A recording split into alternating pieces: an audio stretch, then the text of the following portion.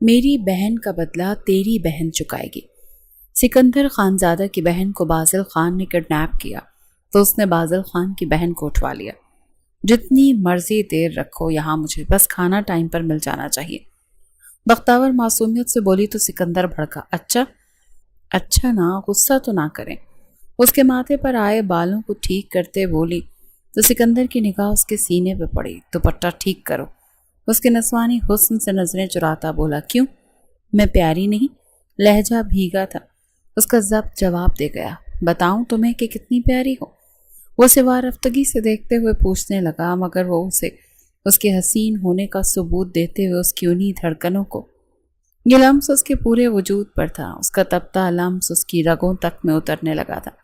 سکندر نے اس کے ماتھے کو لبوں سے چھوتے خود میں ایک انجانا سا سکون محسوس کیا، پھر اگلے ہی پل وہ اسے اپنے بازوں میں بھر گیا۔ تم میری امانت ہو، اب میری زندگی، میرا بخت۔ وہ اس کے کانوں کے قریب سرگوشی نما آواز میں بولتا اسے اور خود کو ایک نئی دنیا میں لے گیا تھا۔ بختاور کی دھڑکنیں اس کے جذبات بڑھا رہی تھیں، مگر وہ کنٹرول کرتا اس کے گلابی لبوں کو دیکھ کر ان پر جھکتا چلا گیا، جبکہ بختاور نے اس کی حرکت پر بے ساختہ اس کا گریبان مٹھیوں میں دبوچتے اپنی آنکھوں کو پھٹنے سے روکا تھا۔ مقابل پوری شدت سے اس کے لبوں کا جام پی رہا تھا۔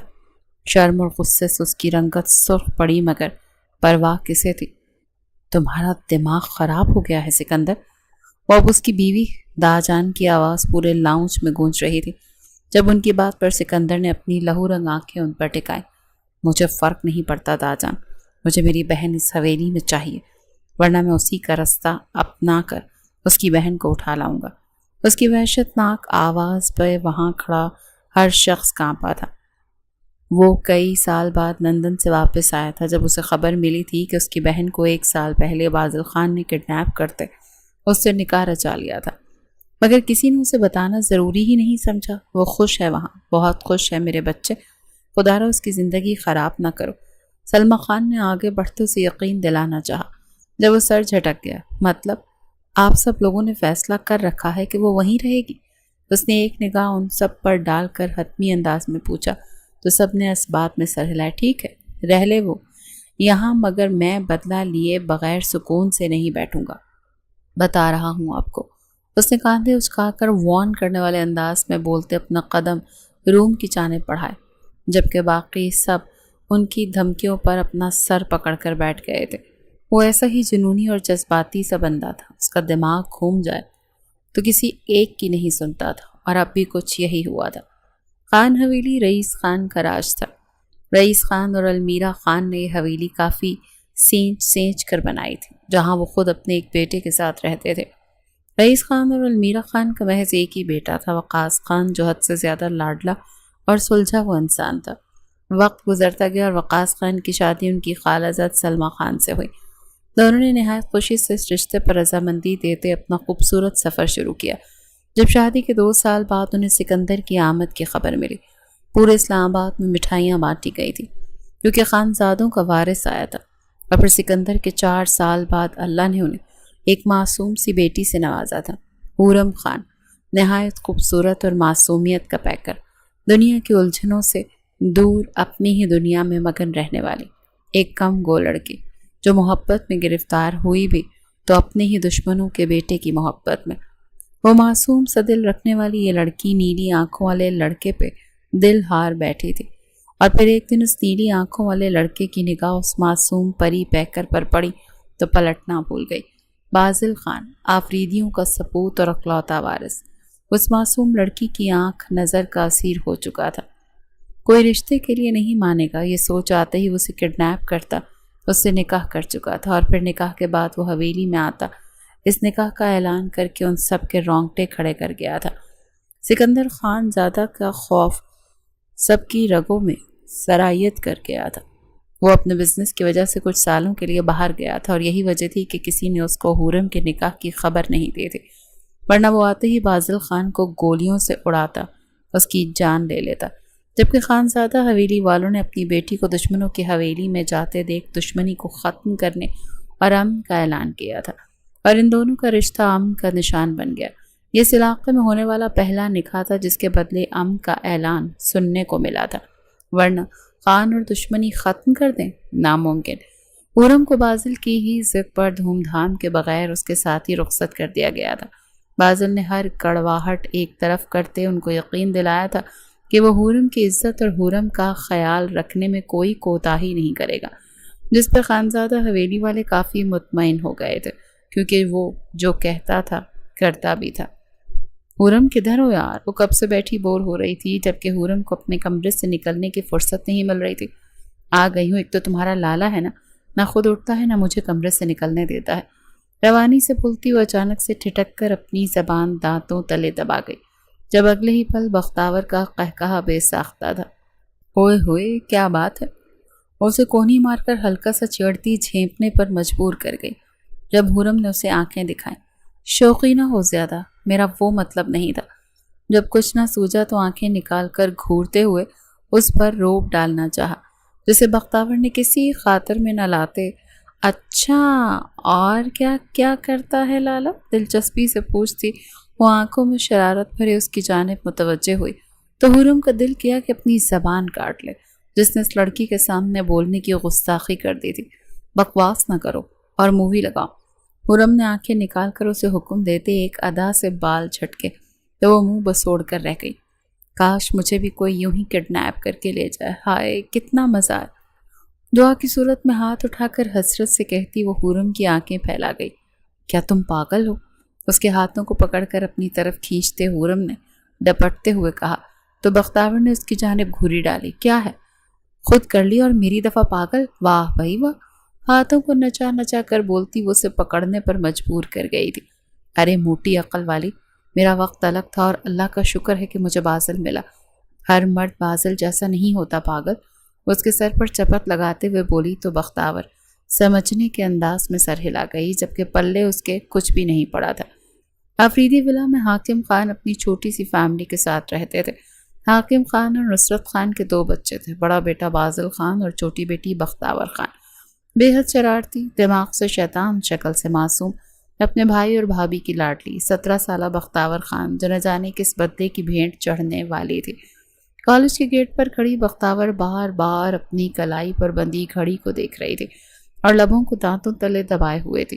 آج بازل خان نے اسے لینے خود آنا تھا، مگر وقت گزرتا جا رہا تھا اور سڑک پر اس کی گاڑی کہیں دکھائی نہیں دے رہی تھی۔ اس نے گہری سانس لی اور اپنے بیگ کو کاندھے پر درست کرتے ہوئے ادھر ادھر دیکھنے لگی۔ تبھی ایک لمبی کالی گاڑی اس کے بالکل قریب آ کر رکی، جس کے شیشے گہرے کالے تھے۔ بختاور اسے بازل کی گاڑی سمجھ کر خود سے اچھل پڑی۔ اوئے ہوئے لالا، آج تو آپ کو میری یاد کیسے آ گئی اتنی جلدی؟ وہ گاڑی کی اگلی سیٹ کا دروازہ کھولتے ہوئے چہک کر بولی، مگر جیسی اس کی نظر ڈرائیونگ سیٹ پر بیٹھے شخص پر پڑی تو اس کے قدم وہیں جم گئے۔ یہ بازل نہیں تھا بلکہ ایک اجنبی مرد تھا، جس کی آنکھیں کافی گہری تھیں، جبکہ چہرے پر ایک ایسی سخت لکیریں تھیں جو بختاور کے وجود میں کپ کپاہٹ پیدا کر رہی تھی۔ آپ کون؟ اور لالا کہاں ہے؟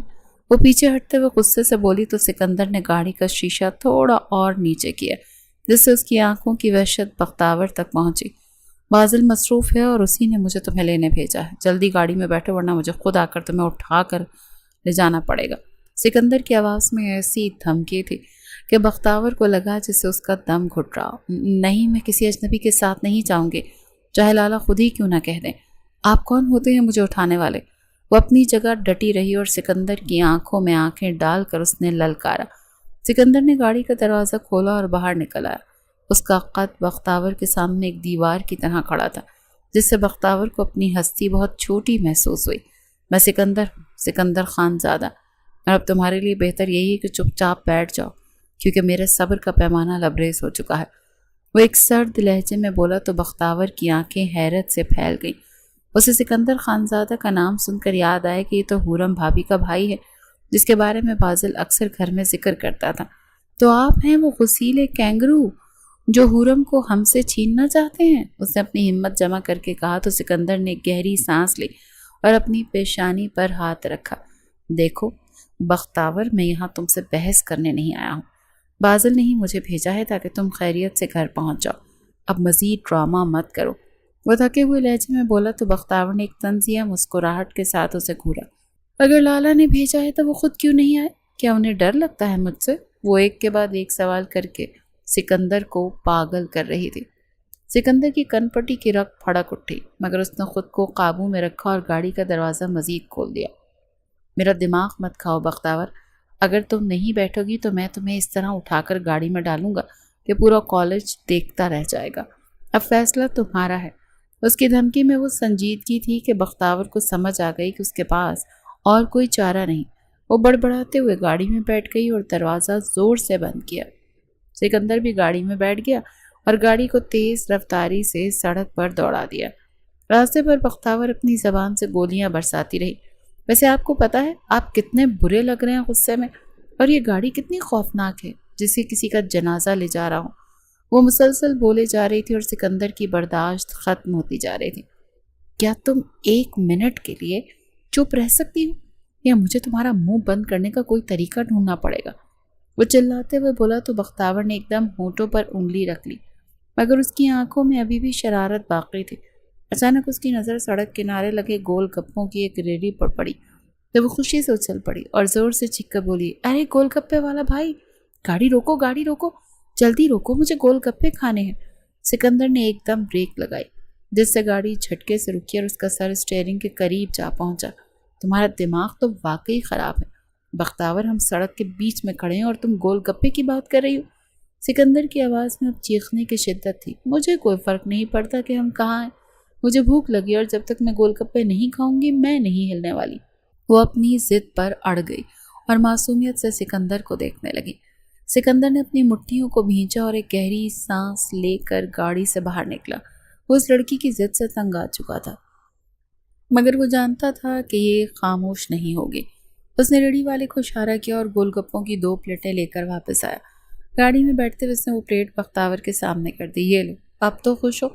وہ غصے میں بولا تو بختاور نے مزے لے لے کر کھانا شروع کر دیا، مگر ایک گول گپا اس نے سکندر کے منہ کے سامنے کیا۔ آپ بھی کھائیں نا، اکیلے کھانے کا کوئی مزہ نہیں آتا، وہ ضد کر کے بولی تو سکندر نے نفرت سے اس گول گپے کی طرف دیکھا۔ میں یہ سب نہیں کھاتا، تم ہی کھاؤ اور جلدی کھاؤ، سکندر نے سختی سے کہا، مگر بختاور نے اپنی ضد نہیں چھوڑی اور وہ ہاتھ تب تک وہیں رکھا جب تک سکندر نے بیزار ہو کر وہ گول گپا کھا نہیں لیا۔ ہائے کتنا مزہ آیا ہے نا، وہ ہنستے ہوئے بولی تو سکندر نے اسے ایسی نظروں سے دیکھا کہ بختاور خاموش تو ہو گئی، مگر اس کے لبوں پر ایک فاتحانہ سی مسکراہٹ موجود تھی، کیونکہ اس نے پہلی بار اس سنگدل انسان کو اپنی بات ماننے پر مجبور کر دیا تھا۔ سکندر نے گاڑی دوبارہ سٹارٹ کی اور خاموشی سے اپنی منزل کی طرف چل پڑا۔ اس کا دل ابھی بھی غصے سے بھرا ہوا تھا، مگر بختاور کی اس حرکت نے کہیں نہ کہیں اس کے انتقام کے ارادوں میں ایک درار ڈال دی تھی، کیونکہ یہ لڑکی اپنی معصومیت کے پیچھے ایک ایسی طاقت رکھتی تھی جو سکندر جیسے جنونی شخص کو بھی پگھلانے کی صلاحیت رکھتا تھا۔ گاڑی شہر کے شور و غل سے دور ایک ویران اور سنسان سے علاقے میں بنے ایک فارم ہاؤس کے سامنے آ کر رکی تو بختاور نے باہر کا منظر دیکھ کر اپنی آنکھیں سکیڑ لیں، کیونکہ یہ راستہ تو اس کے گھر کا نہیں تھا، نہ ہی اس کے کالج کا۔ سکندر نے گاڑی کا انجن بند کیا اور خاموشی کے ساتھ باہر نکلا، جبکہ بختاور کی سانسیں بے ترتیب ہونے لگی تھیں۔ کچھ غلط ہونے کا احساس شدت سے ہوا تھا۔ وہ فوراً گاڑی سے اتری اور سکندر کے سامنے جا کر کھڑی ہوئی، جس کی پیشانی پر غصے کی لکیریں نمایاں تھیں، مگر بختاور کی آنکھوں میں اب خوف نہیں بلکہ ایک عجیب سا اشتعال تھا۔ یہ کیا بدتمیزی ہے؟ تم مجھے گھر چھوڑنے کے بجائے یہاں کیوں لے کر آئے ہو؟ کیا تم نے مجھے کڈنیپ کر لیا؟ وہ اپنی آواز کو بلند کرتے ہوئے چلائی، مگر سکندر نے اسے کوئی جواب نہیں دیا۔ وہ بس پتھر کے مجسمے کی طرح کھڑا اسے دیکھ رہا تھا۔ کڈنیپ کر لیا ہے کیا واقعی؟ اگلے ہی پل بختاور نے اپنا سارا غصہ ایک طرف رکھ دیا اور سکندر کے گلے سے لپٹ گئی۔ وہ اتنی گرم جوشی سے اس کے سینے سے لگی کہ سکندر کے قدموں تلے سے زمین نکل گئی۔ ہائے اللہ، مجھے کتنا شوق تھا کہ کوئی مجھے کڈنیپ کر کے لے جائے، اور آج میری خواہش پوری ہو گئی۔ وہ سکندر کے سینے پر سر ٹکائے ہوئے انتہائی خوشی سے بولی تو سکندر کی آنکھیں حیرت سے پھیل گئیں۔ اسے لگا جیسے اس کے کانوں میں کسی نے سیسا پگھلا کر ڈال دیا ہو۔ یہ لڑکی پاگل ہے یا میری ہمت آزما رہی ہے؟ وہ ساکت کھڑا رہا اور اس کے ہاتھوں میں بختاور کا وجود کانپ رہا تھا، مگر سکندر کو اپنی دھڑکنیں گلے میں محسوس ہونے لگیں، کیونکہ بختاور کی خوشبو اور اس کی قربت سکندر کے انتقام کے ارادوں کو اندر سے کھوکھلا کر رہی تھی۔ تو مجھے جتنی مرضی دیر یہاں پر قید رکھو، مجھے کوئی مسئلہ نہیں۔ بس ایک بات کا دھیان رکھنا کہ مجھے کھانا ٹائم پر مل جانا چاہیے، کیونکہ مجھ سے بھوک تو بالکل برداشت نہیں ہوتی۔ یہ کہتے ہوئے اس نے اپنی نظریں سکندر کے چہرے پر جمائیں، جو ابھی تک اسے کسی عجوبے کی طرح سے دیکھ رہا تھا۔ سکندر نے ایک گہری سانس لی اور اپنے آپ کو اس لڑکی کے حصار سے آزاد کروایا۔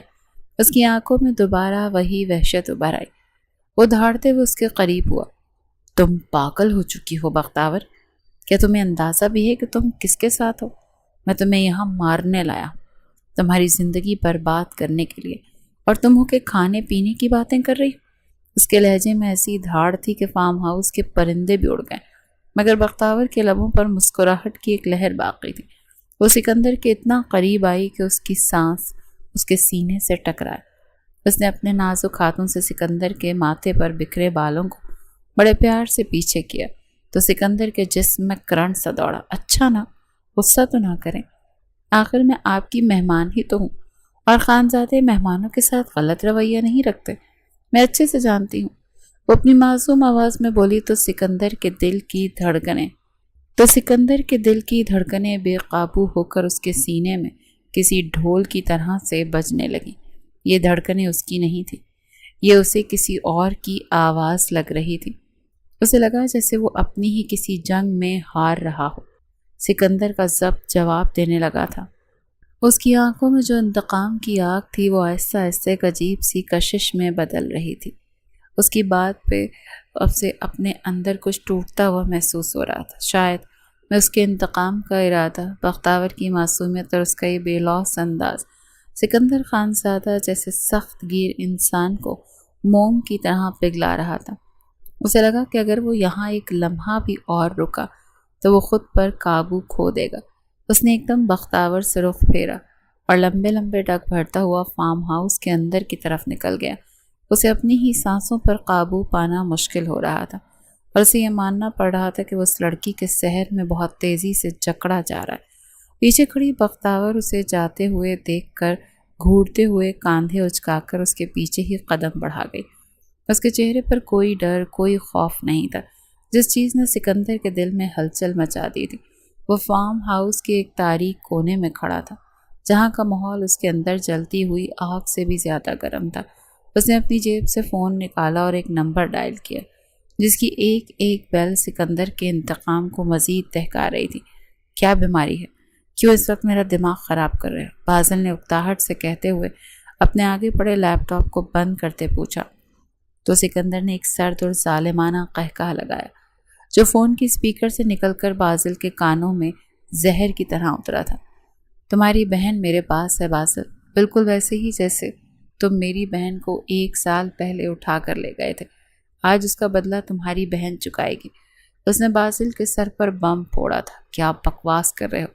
اگلے ہی پل اس کی دھاڑ پر سکندر کا دل قہقہ لگا اٹھا۔ یہی تڑپ تو میں دیکھنا چاہتا تھا، وہ میں تیری جان لے لوں گا۔ بازل کی چیخیں اور دھاڑیں سکندر کو سنائی دے رہی تھیں۔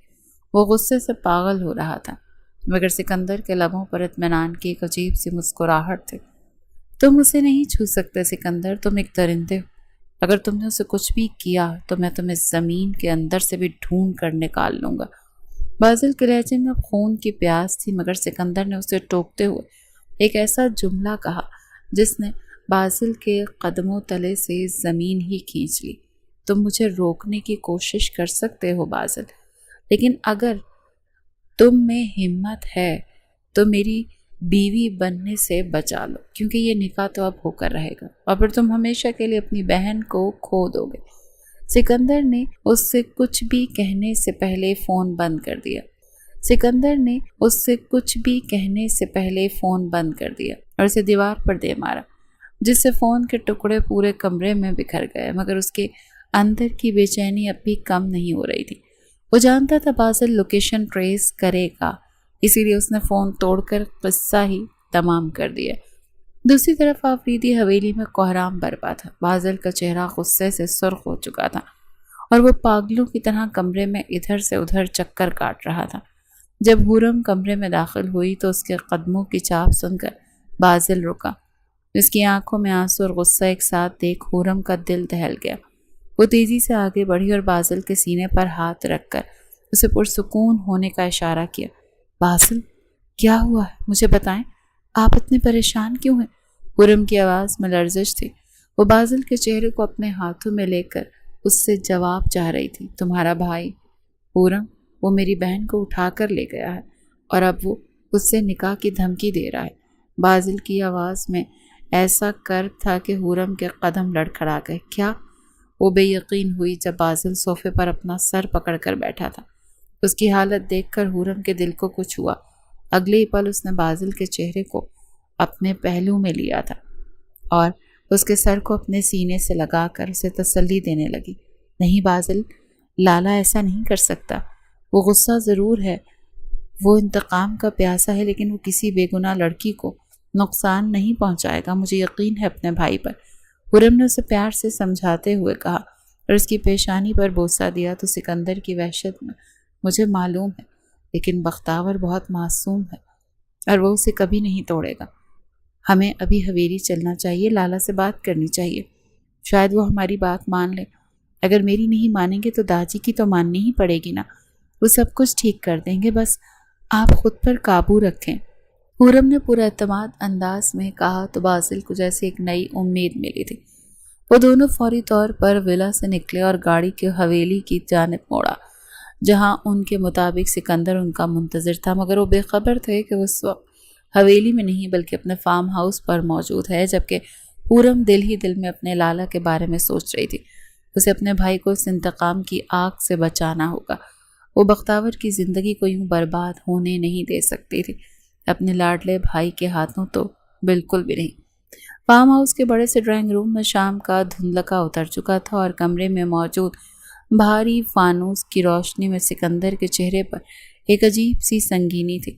بختاور صوفے کے کونے میں سمٹی بیٹھی تھی، مگر اس کی آنکھوں میں ابھی بھی باغیانہ چمک تھی جو سکندر کو ہر لمحہ پاگل کر رہی تھی۔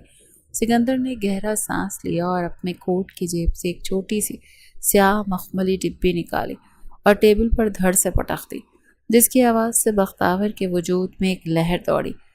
یہ رنگ پہنو اور اس کے بعد اپنے دماغ کو نکاح کے لیے تیار کر لو، ہم نکاح کر رہے ہیں، سکندر نے سرد لہجے میں کہا تو بختاور نے اپنی آنکھیں بڑی بڑی کر کے اسے دیکھا۔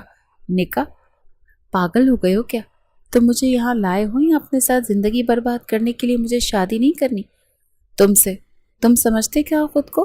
وہ اپنی جگہ سے اٹھ کھڑی ہوئی اور سکندر کے سامنے جا کر پوری ہمت سے بولی، مگر سکندر کی آنکھوں میں ابھی بھی اس کے چہرے پر جمی ہوئی تھی۔ مجھے پرواہ نہیں کہ تم کیا سوچتی ہو بختاور، یہ نکاح ہوگا اور اسے کوئی نہیں روک سکتا۔ اس نے ایک قدم بختاور کی طرف بڑھایا تو وہ پیچھے ہٹ گئی۔ تم مرد تو ہوتے ہی ایسے ہو، اپنی انا کی تسکین کے لیے کسی بھی حد تک گر سکتے ہو، لیکن میں تمہیں بتا دوں، میں کوئی کھلونا نہیں ہوں جو تم چاہو گے اٹھا لو گے۔ وہ غصے سے چلائی تو سکندر کا صبر جواب دے گیا۔ وہ ایک دم اس کے قریب پہنچا اور اس کے بازو کو سختی سے پکڑ لیا۔ میرے صبر کا امتحان مت لو بختاور، نکاح کا مطلب ہے کہ تم اب میری ملکیت ہو اور میں تمہیں یہاں اپنی مرضی سے رکھوں گا۔ اس کی دھاڑ سے کمرے کے شیشے بھی لرز اٹھے تو بختاور کی آنکھوں میں آنسو آ گئے، مگر وہ جھکنے والی نہیں تھی۔ وہ زور زور سے سکندر کے سینے پر مکے برسانے لگی اور سسکیاں بھرتے ہوئے چیخنے لگی، مجھے گھر چھوڑ کر آؤ، تم اس قابل نہیں ہو کہ تمہیں میرا ایک منٹ بھی مل سکے، تم بدتمیز اور سنگدل انسان ہو، مجھے نہیں کرنی تمہارے ساتھ کوئی زندگی، تم مجھے نہیں ڈرا سکتے۔ سکندر نے اس کے ہاتھوں کو ہوا میں ہی تھام لیا اور اس کی آنکھوں میں آنکھیں ڈال کر اسے گھورا تو بختاور کا دل بے ترتیب انداز میں دھڑکنے لگا۔ اس کے سینے کی تپش بختاور کے ہاتھوں میں محسوس ہو رہی تھی، مگر وہ پیچھے ہٹنے کو تیار نہیں تھی۔ اگر تمہیں گھر جانا ہے بختاور تو نکاح کرنا ہی پڑے گا، کیونکہ ورنہ میں تمہارے بھائی کو اسی وقت گولی سے اڑا دوں گا اور تم کچھ نہیں کر پاؤ گی۔ سکندر نے اپنی آخری دھمکی دی تو بختاور نے اسے نفرت سے گھورا۔ ان دھمکیوں سے نہیں ڈرتی میں، سکندر خان زادہ، کسی اور کو ڈرانا، میرے بھائی کو اپنی حفاظت کرنا بہت اچھے سے آتا ہے، اور تم جسے بزدل تو اس کے سامنے ٹک بھی نہیں سکتے۔ چھوڑ کر آؤ مجھے گھر ورنہ میں تمہیں گولی مار دوں گی۔ وہ اپنی پوری طاقت سے چیخی تو سکندر نے ایک لمبا سانس لیا اور اس کے چہرے کے قریب جھک گیا۔ تمہاری یہ زبان بہت جلد کٹ جائے گی، لیکن نکاح کے بعد اس کے کان کے پاس سرگوشی کر کے پیچھے ہٹا تو بختاور نے اسے زور کا دھکا دیا۔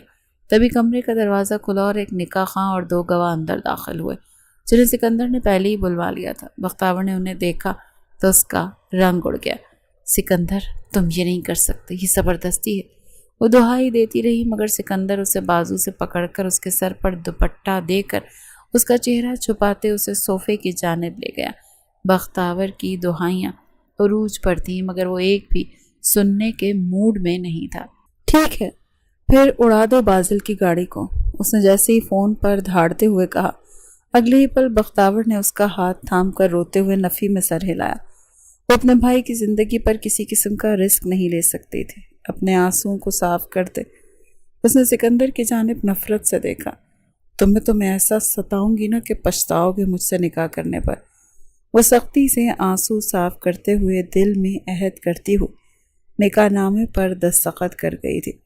اپنے بھائی کی جان کے بدلے وہ اس ستم گر کے آگے اپنا سودا کر گئی تھی۔ نکاح خاں نے جب ایجاب و قبول کی بات کی تو بختاور کا گلا خشک ہو گیا، مگر سکندر کی آنکھوں میں درندگی دیکھ کر وہ انکار نہیں کر سکی تھی۔ اس نے سر جھکا کر اپنی رضامندی ظاہر کی اور سکندر نے بھی پورے عزم کے ساتھ قبول کیا۔ اس لمحے کمرے کا ماحول بدل گیا۔ سکندر نے اسے اپنی بیوی کے طور پر قبول کر لیا تھا اور بختاور اب اس کی قید میں نہیں بلکہ اس کے نکاح میں تھی۔ جیسے ہی نکاح مکمل ہوا سکندر نے سکون کا سانس لیا اور بختاور کی طرف دیکھا جو اب بھی رو رہی تھی، مگر سکندر کے لبوں پر ایک فاتحانہ مسکراہٹ تھی۔ اب تم میری بیوی ہو بختاور، اور میں تمہیں کسی بھی حال میں اپنے سے دور نہیں جانے دوں گا۔ وہ اس کے قریب آیا اور اس کے ماتھے پر ایک ہلکا سا بوسہ دیا تو بختاور نے اپنی آنکھیں بند کر لیں۔ یہ لمس اس کی پیشانی پر نہیں تھا بلکہ اس کے پورے وجود پر تھا۔ اس کا تپتا لمس اس کی رگوں میں اترنے لگا تھا۔ سکندر نے اس کے ماتھے کو لبوں سے چھوتے خود میں ایک انجانا سا سکون اترتے ہوئے محسوس کیا اور پھر اگلے ہی پل اسے اپنے بازوؤں میں بھر گیا۔ تم میری امانت ہو، اب میری زندگی، میرا بخت۔ اور اس کے کان کے قریب سرگوشی نما آواز میں بولتا اسے اور خود کو ایک نئی دنیا میں لے گیا تھا۔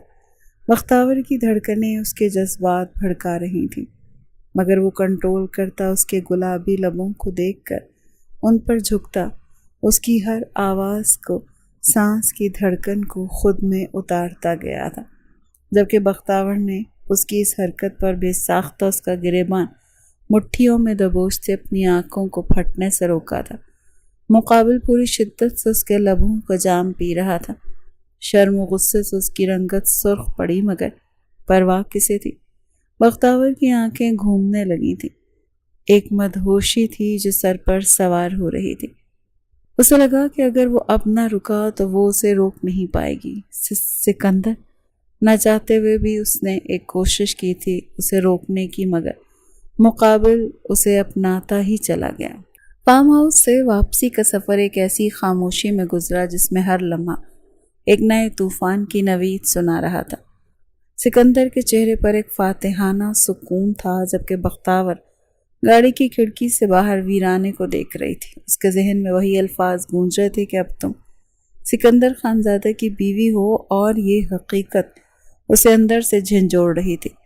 حویلی کے مرکزی گیٹ پر پہنچتے ہی سکندر نے گاڑی کو ایک جھٹکے سے روکا تو باہر سیکورٹی گارڈز کی بھگدڑ مچ گئی، کیونکہ بازل خان پہلے ہی سے حویلی کے مرکزی لان میں حورم کے ساتھ موجود تھا اور اس کے چہرے پر غصے کے اتنے رنگ تھے کہ کوئی بھی اس کے قریب جانے کی ہمت نہیں کر رہا تھا۔ جیسے ہی گاڑی کا دروازہ کھلا اور بختاور نیچے اتری تو لان میں کھڑی حورم کی چیخ نکل گئی اور وہ تیزی سے بھاگتے ہوئے اپنی نند کے گلے لگ گئی۔ میری بختاور، تم ٹھیک تو ہو نا؟ اس نے اس کے چہرے کو ہاتھوں میں لے کر بے چینی سے پوچھا تو بختاور نے خاموشی سے اپنے بھائی بازل کی طرف دیکھا جو اپنی جگہ پتھر بنا کھڑا تھا اور اس کی نظریں صرف سکندر پر جمی ہوئی تھیں جو گاڑی سے اتر کر بہت اطمینان سے اپنے کوٹ کے بٹن درست کر رہا تھا۔ بختاور نے ایک لمحہ ضائع کیے بغیر دوڑ کر اپنے بھائی کے گلے لگ کر سسکیاں بھرنا شروع کر دیں۔ لالا، مجھے اس نے زبردستی اپنے ساتھ رکھا تھا، آپ اسے کچھ کیوں نہیں کہتے؟ بختاور کی آواز میں ڈر اور شکایت تھی تو بازل نے اسے اپنے سینے سے لگا کر اس کی پیشانی پر پیار کیا اور سکندر کی طرف ایک غضبناک نظر ڈالی۔ سکندر، تم نے یہ بہت بڑی غلطی کی ہے اور آج تمہیں اس کی قیمت چکانی پڑے گی۔ بازل کی آواز میں ایک ایسی وحشت تھی کہ وہاں کھڑے تمام محافظوں نے اپنے اسلحے پر ہاتھ رکھ دیے۔ سکندر نے ایک قدم آگے بڑھایا اور لاپرواہی سے کاندھے اچکائے۔ قیمت کی بات مت کرو بازل، تم نے میری بہن کو اٹھا کر میری زندگی کے جو خواب توڑے تھے، میں نے تو صرف ان کا حساب برابر کیا ہے۔ سکندر نے اپنی آنکھوں میں ایک ایسی چمک پیدا کی کہ بازل کا پارا چڑھ گیا۔ تم نے اسے کوئی نقصان تو نہیں پہنچایا؟ بازل نے دانت پیس کر پوچھا تو سکندر نے ایک طنزیہ مسکراہٹ کے ساتھ اپنی گردن ٹیڑھی کی۔ کوئی اپنی ہی بیوی کے ساتھ ایسا کیسے کر سکتا ہے بازل؟ سکندر کے ان الفاظ نے حویلی کے لان میں موجود سناٹے کو جیسے قیامت میں بدل دیا۔ بازل کے قدم لڑکھڑا گئے اور حورم کی ہاتھ سے اس کا دوپٹہ سرک گیا۔ کیا بکواس کر رہے ہو تم؟ بازل کی آواز حلق میں ہی پھنس گئی۔ حورم بھی بے یقینی سے سکندر کو دیکھ رہی تھی، جیسے اسے اپنی سماعتوں پر یقین نہ رہا ہو۔ جی ہاں، تم نے بالکل صحیح سنا، ہم نے نکاح کر لیا ہے اور اب بختاور صرف تمہاری بہن نہیں بلکہ سکندر خانزادہ کی شریک حیات بھی ہے۔ سکندر نے بہت سکون سے یہ الفاظ کہے تو بازل نے ایک جست لگائی اور سکندر کا گریبان پکڑ لیا۔ طلاق تو اسے ابھی اسی وقت طلاق دو ورنہ میں تمہیں اسی حویلی میں دفن کر دوں گا۔ بازل کے لہجے میں زہر تھا مگر سکندر نے بھی اس کے ہاتھ پر اپنا ہاتھ مار کر اسے دور دھکیلا۔ اگر تمہیں اپنی بہن اتنی پیاری ہے تو ٹھیک، تم بھی میری بہن حورم کو طلاق دے دو اور ہم دونوں اپنی اپنی بہنیں واپس لے لیتے ہیں۔ دیکھتے ہیں تم کتنا حوصلہ رکھتے ہو۔ سکندر کے اس جواب پر بازل کے ہاتھ ہوا میں ہی ٹھہر گئے، کیونکہ وہ اپنی حورم کو طلاق دینے کا سوچ بھی نہیں سکتا تھا۔ یہ ایک ایسا جال تھا جس میں دونوں کی طرف سے پھنسنا طے تھا۔ تبھی ناؤش سے دادا جان کی بھاری آواز، روبدار آواز آئی جس نے دونوں کو رکنے پر مجبور کر دیا۔ بس کرو تم دونوں، یہ تماشا اب ختم ہو جانا چاہیے۔ دادا جان کی موجودگی سے ماحول میں ایک دم سنجیدگی آ گئی۔ وہ آہستہ قدموں سے چلتے ہوئے دونوں کے درمیان آ کر کھڑے ہو گئے۔ بازل، ابھی بختاور کو اپنے ساتھ لے جاؤ، یہ کوئی طریقہ نہیں ہے کہ تم اسے اس حال میں چھوڑ دو۔ ہم خود آئیں گے اور پوری دھوم دھام سے اپنی بہو کو لینے پہنچیں گے۔ یہ رسم و رواج اور ہمیں عزت کا معاملہ ہے۔ دادا جان نے جب سکندر کی طرف دیکھا تو سکندر نے احتجاج کرنے کے لیے منہ کھولا۔ دادا جان، یہ میری بیوی ہے اور اسے کہیں نہیں جانا چاہیے۔ سکندر کے لہجے میں بغاوت تھی مگر دادا جان نے اسے گہری نظر سے دیکھا۔ میں نے کہا نا سکندر، میری قسم ہے تمہیں، اگر تم نے کوئی رکاوٹ ڈالی یہ وقت اور یہ موقع گزر جائے گا، ابھی اسے جانے دو۔ دادا جان کی بات سن کر سکندر نے اپنی مٹھیوں کو اس قدر زور سے بھینچا کہ اس کے ناخنوں کے نشان اس کی ہتھیلیوں میں چبھ گئے۔ وہ بازل کو ایک خونخوار نظر سے گھورتا ہوا واپس اپنے کمرے کی طرف مڑ گیا تھا۔ اس کے قدموں کی دھمک حویلی کی دیواروں کو ہلا رہی تھی۔ پیچھے لاؤنج میں سلما خان نے بختاور کو اپنے پاس بٹھایا، اس کے چہرے پر آئے آنسوں کو اپنے دوپٹے سے صاف کیا۔ وہ اس پیاری اور معصوم سی لڑکی کو لاڈ سے دیکھ رہی تھی جس کی زندگی محض ایک بدلے کی نظر ہو گئی تھی۔ دیکھو بیٹا، تم اب بھی ہماری بہو ہو، ہم تمہیں اپنی بیٹی کی طرح رکھیں گے۔ میرے اکلوتے بیٹے کے وجود کا حصہ ہو تم، بالکل بھی مت ڈرنا، ہمیشہ تمہارے ساتھ رہوں گی، ٹھیک ہے؟ سلما خان نے نہایت نرمی سے کہتے اسے اپنے ساتھ لگا کر اس کا ماتھا چوما تو بختاور نے خاموشی سے سر جھکایا۔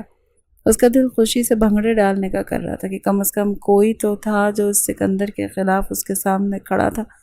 بازل اور حورم نے کچھ ہی دیر وہاں بیٹھ کر صورتحال کو سنبھالا اور پھر بختاور کا ہاتھ تھام کر وہاں سے نکل گئی اور جاتے ہوئے بازل نے ایک بار پھر سے کمرے کی طرف دیکھا جہاں سکندر غصے میں خود کو قید کیے بیٹھا تھا۔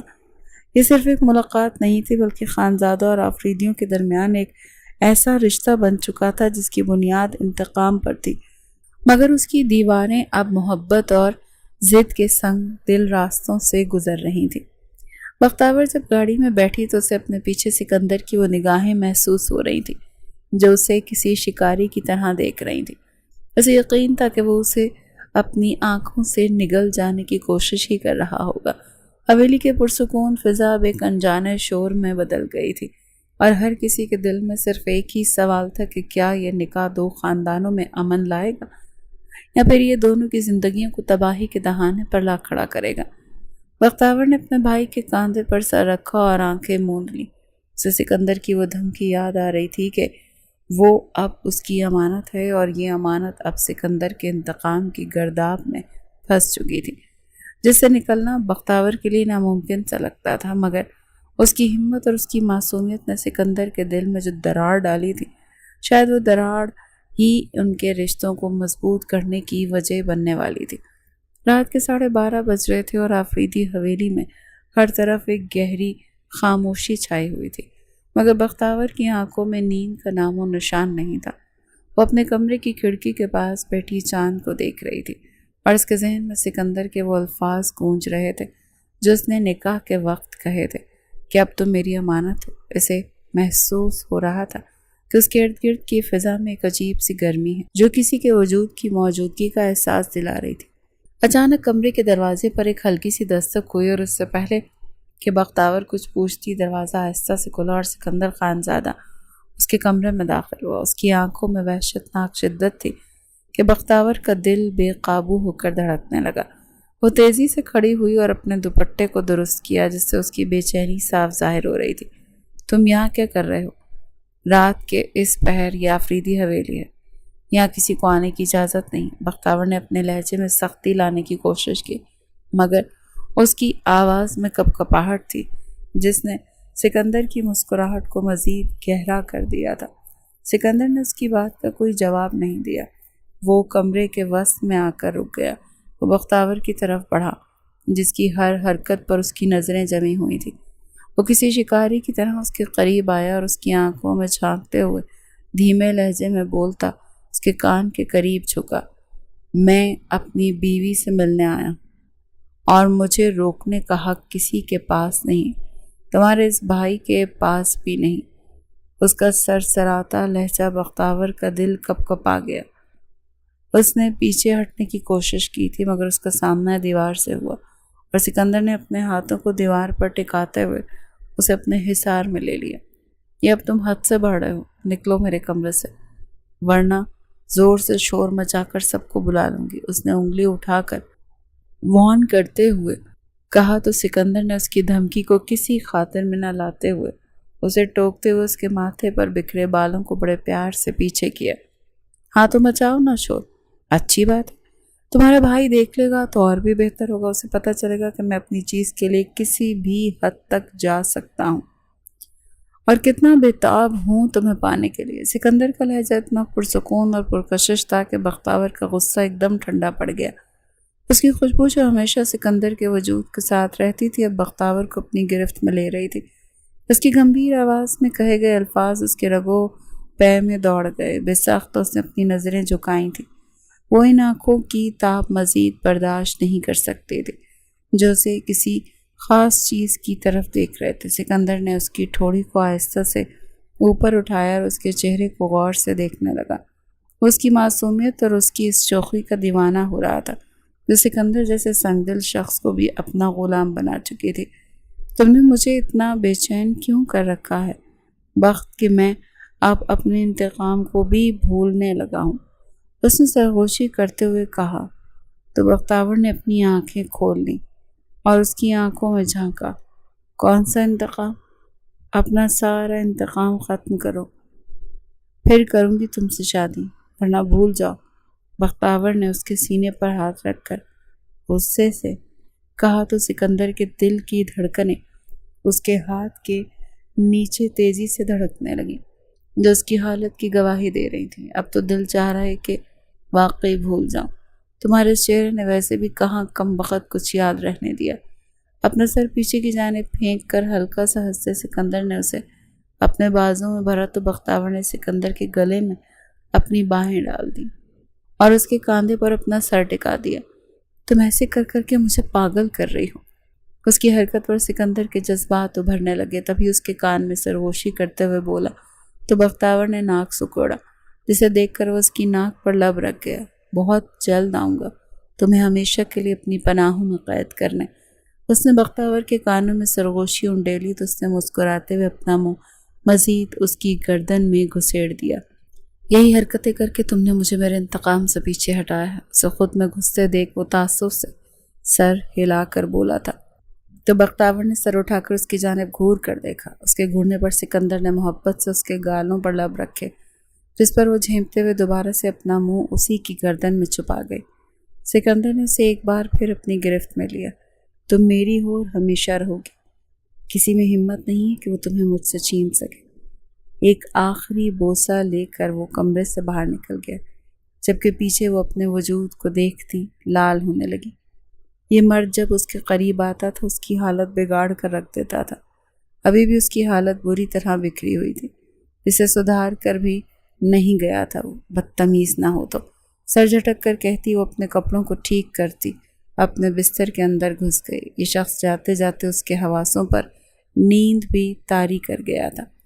آفریدی ولا کا مرکزی ڈرائنگ روم آج مہمانوں کی آمد کے باعث سے خاص روب اور وقار کا حامل تھا، جہاں وقاص خان زادہ اپنے والدین یعنی رئیس خان اور المیرا خان کے ساتھ تشریف لائے تھے، تاکہ حرم کی رخصتی کے بعد اپنی بہو بختیور کو گھر لانے کی تاریخ طے کی جا سکے۔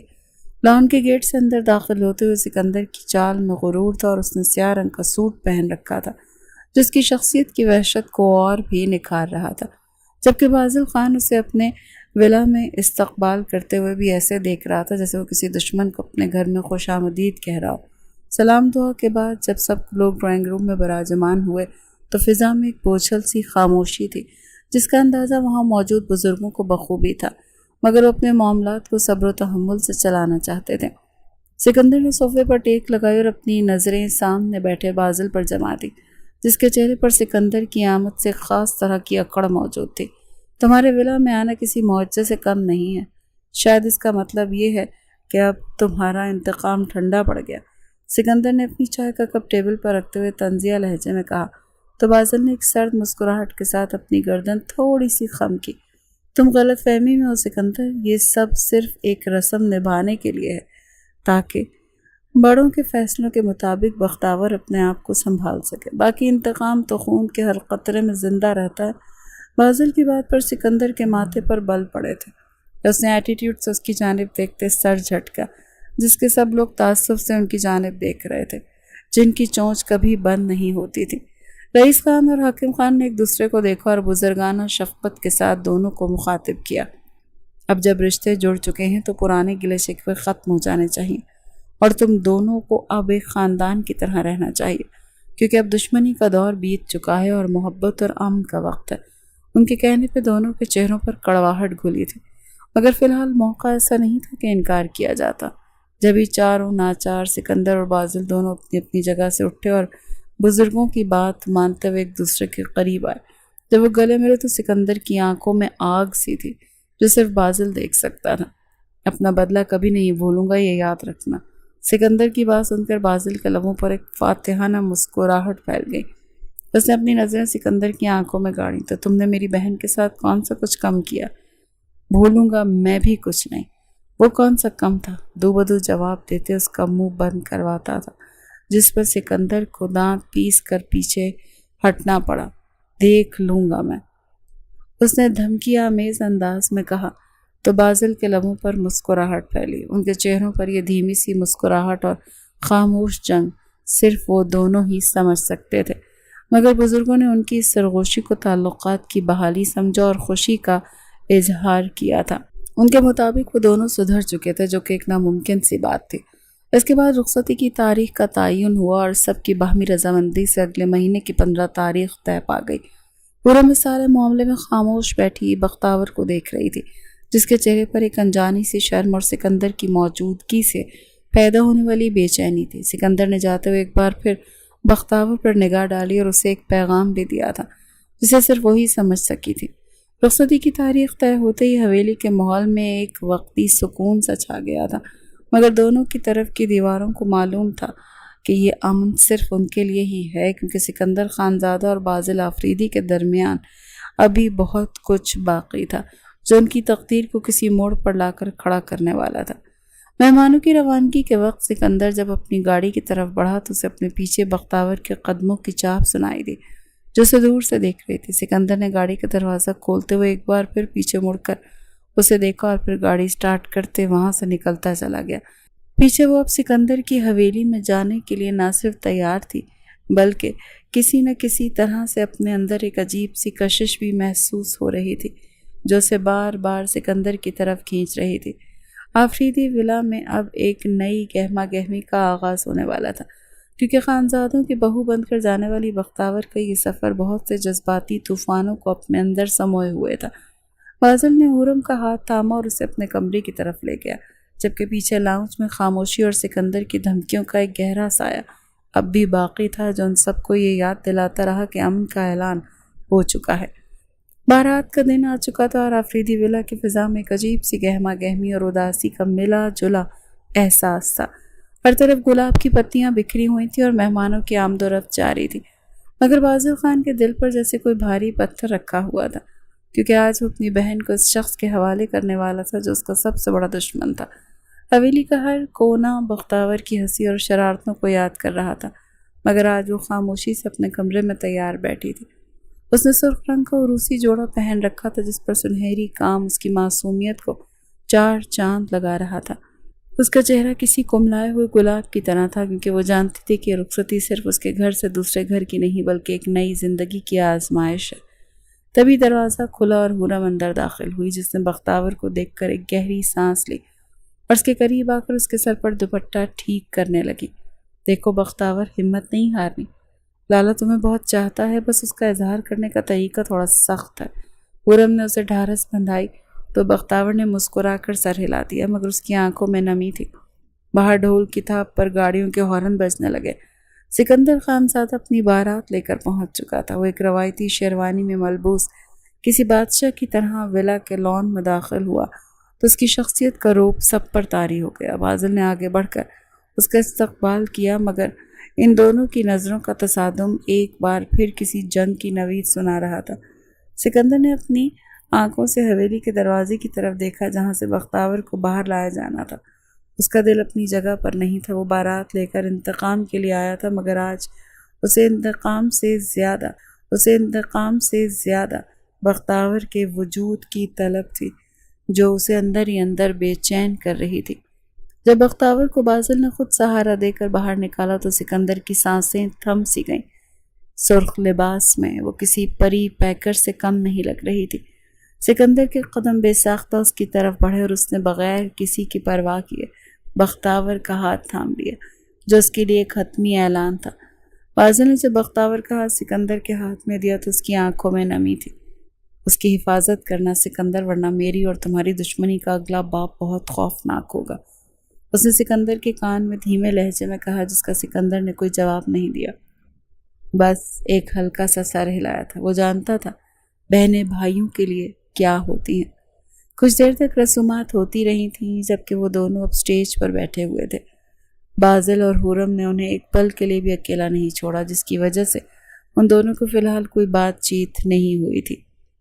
بالآخر رخصتی کا وقت آن پہنچا اور جب سکندر بختاور کو لے کر گاڑی کی طرف بڑھ گیا، یہ لمحہ بہت جذباتی تھا۔ بختاور کی سسکیاں حویلی کی دیواروں سے ٹکرا کر واپس آ رہی تھیں۔ اس نے پیچھے مڑ کر اپنے بھائی بازل اور حورم کو دیکھا جو اسے اشک بار آنکھوں سے الوداع کہہ رہے تھے۔ جیسے ہی گاڑی سٹارٹ ہوئی اور وہ آفریدی ولا سے باہر نکلی، سکندر نے بختاور کی طرف دیکھا جس کا سر جھکا ہوا تھا۔ اس نے اپنا ہاتھ آگے بڑھا کر بختاور کا ہاتھ تھام لیا اور گاڑی کے شیشے سے اوپر کر لیا۔ سکندر نے اسے اپنی طرف کھینچتے اپنے قریب بٹھایا۔ رو کیوں رہی ہو؟ جب تمہارا دل اداس ہوگا میں تمہیں ملوانے لے آؤں گا، مگر پلیز یہ آنسو تو نہ بہانا، یہ مجھے اچھے نہیں لگ رہے۔ اس نے بختاور کے پیٹ پر انگلیاں سہلاتے ہوئے اس کے کان کے قریب جھک کر کہا، تو وہ آنکھیں مونتی اپنا سر اس کے کاندھے سے ٹکا گئی۔ سکندر کی نظر اس کی دودھیا گردن پر پڑی تو اگلے ہی پل وہ گاڑی کو ایک سائڈ پر لگاتا، اس کے نیکلس کو بے صبری سے کھولتا، اس کی گردن کی گہرائیوں میں منہ چھپاتا اسے حواس باختہ کر گیا۔ وہ بنا وقت کا لحاظ کیے اپنی بڑھتی طلب پر گاڑی میں ہی اس سے سکون حاصل کرتا اپنا حق لینے لگا۔ بختاور جو اس افتاد پر بوکھلائی تھی، اس کے مزید آگے بڑھنے پر وہ مدہوش ہوتی اپنا آپ اس کے حوالے کر گئی تھی۔ وہ شاید پہلا دولہا تھا جو اپنی شادی کی پہلی رات اپنا حق راستے میں گاڑی لگائے سنسان سڑک پر لے رہا تھا، صرف اس لیے کہ وہ بے صبرا حویلی پہنچنے تک کا انتظار نہیں کر سکتا تھا۔